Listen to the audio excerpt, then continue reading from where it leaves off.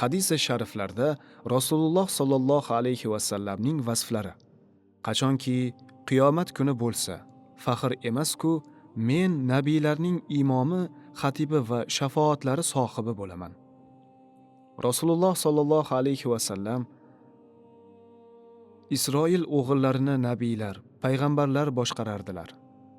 Alloh taolo ularga bir payg'ambar yuborib, ularning ishlarini tuzatardi. Bir nabiy vafot etsa, o'rniga boshqa bir nabiy kelardi. Shak shubha yo'qki, mendan so'ngra hech bir nabiy, payg'ambar bo'lmaydi, deganlar. Imom Buxoriy rivoyati. Rasululloh sollallohu alayhi vasallam avvalgi payg'ambarlar o'z qavmigagina yuborilar edilar.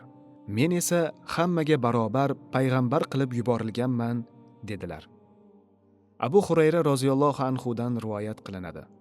Nabiy sollallohu alayhi vasallam: men asrma-asr toki o'zim bo'lgan asrga yetib kelgunimcha Bani Odamning eng yaxshi asrlaridan yuborilganman, dedilar. Imom Buxoriy rivoyati. Abu Hurayra roziyallohu anhudan rivoyat qilinadi. Nabiy sollallohu alayhi vasallam: qiyomat kuni men odam farzandining eng sayyididirman. Ustidan qalir birinchi yoriladigan shaxsdirman. Birinchi shafoat so'rovchidirman. Birinchi shafoat qilinuvchidirman, dedilar. Imom Muslim, Imom Abu Dovud, Imom Termiziy rivoyati. Abu Hurayra roziyallohu anhudan rivoyat qilinadi.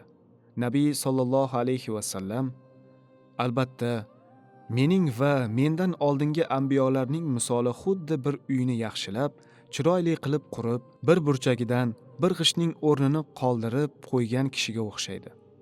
Odamlar uni aylanib ko'rib qoyil qolishadi va mana shu g'isht ham o'rniga qo'yilganda edi, deyishadi. Men o'sha g'ishtman, mening nabiylarning xotimiman, dedilar. Imom Buxoriy, Imom Muslim, Imom Termiziy rivoyati.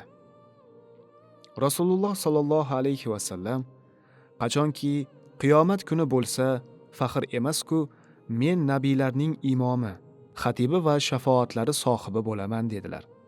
Imom Termiziy rivoyati.